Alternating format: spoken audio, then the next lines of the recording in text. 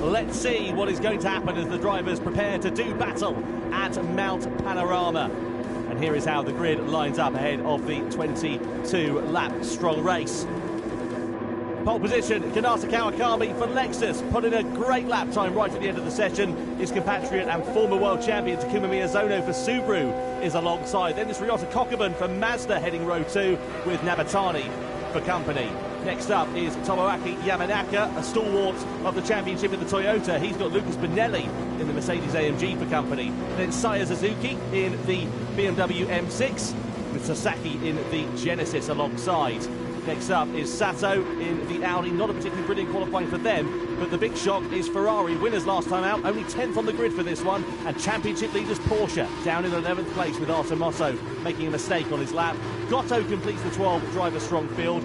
As we said, 3 different types of tyre compound available to the drivers. Kanata Kawakami here, Jimmy, going on the soft early. Seems like he wants to get away from the rest of the pack. Yeah, that is the strategy if you're out front. Use the soft, use that clean air, and just try and drive into it. The thing is, because no one's challenging him on that stint, no one's challenging him on the soft tyre there, that's going to be, he's going to be very happy to see that, because it means he can just use that tyre to the best of its ability. Miyazono, the opposite strategy behind for Team Super, going for that hard tyre, as does Kokubun. So they're going to be the cork in the bottle for the guys in the mediums behind on that first lap over the mountain. Certainly are. So coming through Murray's corner, the final turn of this Mount Panorama circuit, drivers are in place. There's Arthur Mosso. He's got the weight of the world on his shoulders to try and hold on to Porsche for their championship lead. We're about ready to go racing then, as the grand final of the Manufacturers' Cup is about to go green here at Mount Panorama.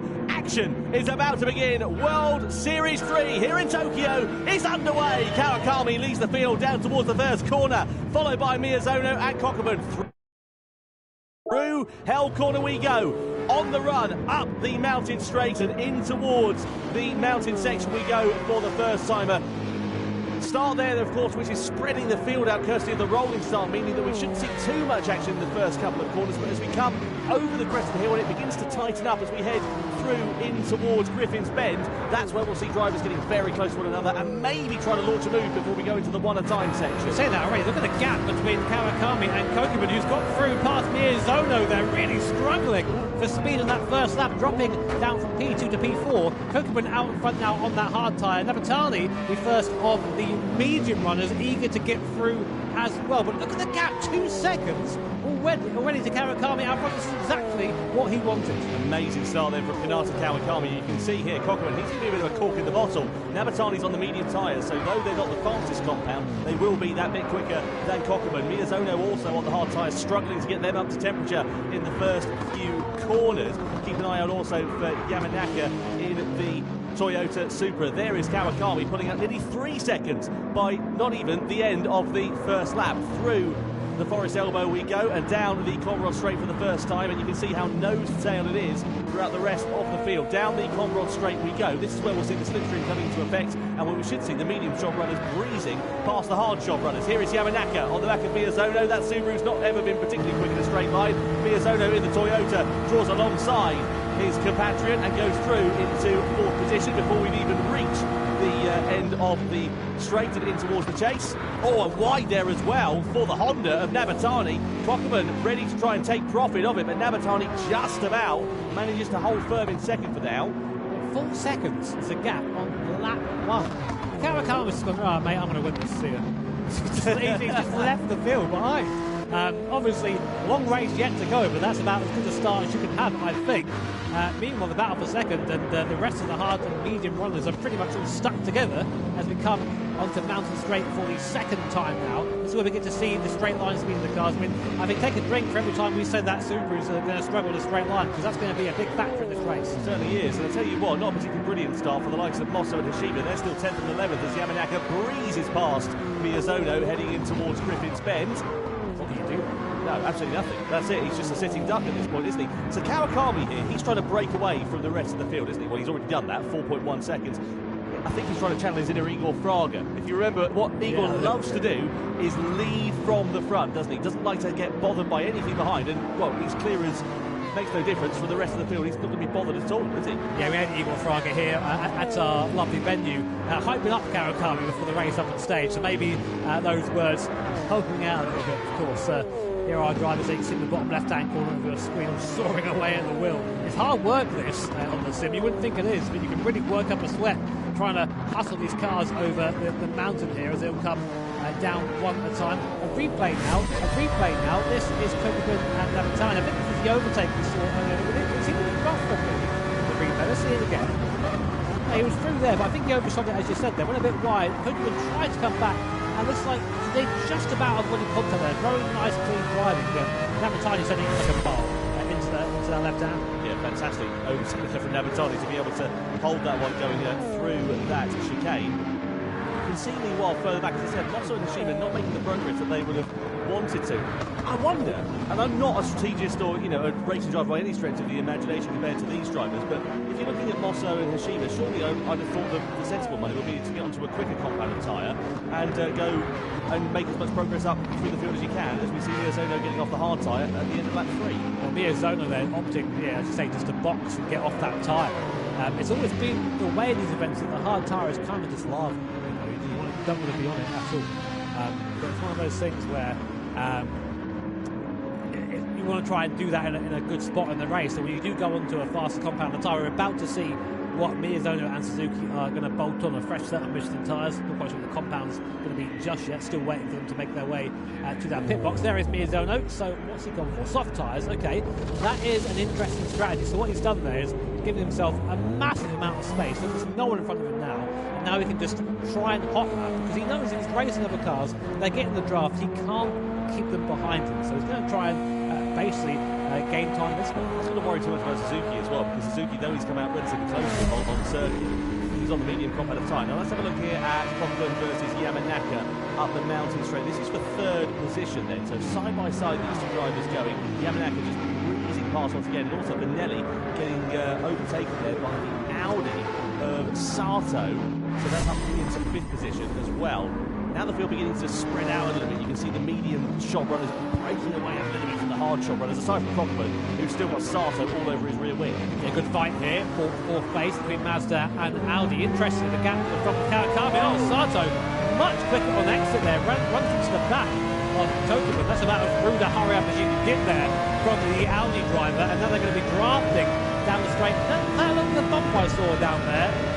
Looks like they're maybe using the old stock car tactics there, trying to gain a bit of time on the cars in front. Will Sato go for the move? They go, so look in the mirror too, but Benelli's there. So up the inside goes Sato, up into fourth place. Does he yet? Kokuman runs a little bit wide. Can Benelli take advantage of that? They're now just about side by side. I think that Kokuman comes out ahead, but that's what happens to the racing is so close that if you lose one position, you end up losing another one just because you're offline. Kokuman there deciding, you know what, I've had enough of these hard tyres, I'm coming into the pit lane. But what I was going to say, before all that started, is the gap at the front stopped growing. And Navatani there, who was sort of giving it all that in qualifying, is now on his medium compound tyre and matching Kawakami on lap time. Well, about 2-3 tenths slower a lap. To be honest, that isn't so bad around here. No, normally you'd expect the gap to be about 1.2 seconds or so between the different compounds of tyres. So interesting to see there for Kawakami versus Navatani. We'll keep an eye on that. Cockburn's off the hard tyre. He goes on to the mediums then for his middle stint. Gotto also coming into the box in the Chevy Corvette from the hards, likewise on to the mediums. Now Cockburn ahead there of Saya Suzuki. That's pretty important, but is he going to be able to retain that position as he comes up the mountain straight in towards Griffin's Bend, because this could upset Cockburn's race here. He wants to try and run in clear air. Down the straight we go. Suzuki's on the outside. He's got the slipstream and he's got the place really easily there, and that's not what Cockburn needed. The crucial thing when you're coming out of the pit lane, you're trying to get the undercut compared to some of the other drivers. You need clear air. You don't need to be battling with somebody that's out of position compared to you, and that is going to really put a spanner in the works for Cockburn and Mazda. Yeah, this is what becomes meant about pitting at the right times. Here's Mosso and Hashima, our current first and third place in the standings at the moment. They're going side by side, just about keeping things there. Championship standings, that is, are simply making the race at the moment. But a drag race all the way down Mountain Straight. So this is great to watch for these guys and great battling. But of course, if they are swapping positions like this every corner, it isn't costing a little bit of time. Mosso does go up the inside though, finally, of Hashima. But yeah, very close, these guys right now. Then getting the better of the Ferrari driver. Here is Kawakami still continuing on. A look at the sector times. They're looking pretty okay still as it stands for now. He's just, as we said earlier on, driving a nice clean race. The gap up to nearly 6 seconds, and you can see there a look at the tyre wear as well. His front significantly more worn than the likes of Navatani, Yamanaka and Sato on the medium tyres who haven't pitted. Here the car from the corner, the tyres were screeching, and actually he was slower through the last sector than both Navatani and Yamanaka behind on the medium compound tyres. So I think he's already, Sato, really worn those fronts. We heard him actually just before going to this race with Sasha saying that he's a bit nervous about tyre wear in this car, and we're seeing that already. They're struggling, that front end really pushing on. So understeer, if you're unfamiliar, basically think about it if you're about to hit a wall. If the front hits the wall first, it's understeer. If the rear hits the wall first, it's oversteer. And at the moment, the front is really pushing out. It can't in the car turn as much as it wants it to. And those tyres are screeching in protest, and it's only going to get worse as the tyres get more warm. Yeah, if you want a sort of more literal example of that, go to a supermarket, fill up your shopping trolley right in the front end, and then try and turn it. That's understeer for you. Kawakami on board with him. The gap coming down to just under 5.5 seconds. It's still a nice comfortable cushion for him. He's just going to drive as cleanly as he possibly can, try and eke these soft tyres out for as long as is viable. He doesn't want to stay on it forever because obviously they're going to fall off a cliff at some point. That performance is going to go, and if he's on them, he's going to be a sitting duck later on in the race. You've got to time this tyre change to perfection, and Kawakami, you can see him there nice and smooth on the series, just one solid movement going into the corners, not trying to soar away at the wheel, and just trying to keep that gap at a constant. So this is what we usually see in these GT World Series races. It starts off pretty exciting. We get different drivers on different strategies all sort of working themselves out. Then we get a little bit of a lull sort of in the middle stages, and then once it all works out with the strategy later on, you've got different drivers on different tyres who have pitted at different times. That's when the race will really begin to come alive. I don't think Kawakami is going to be boxing on this lap, or indeed the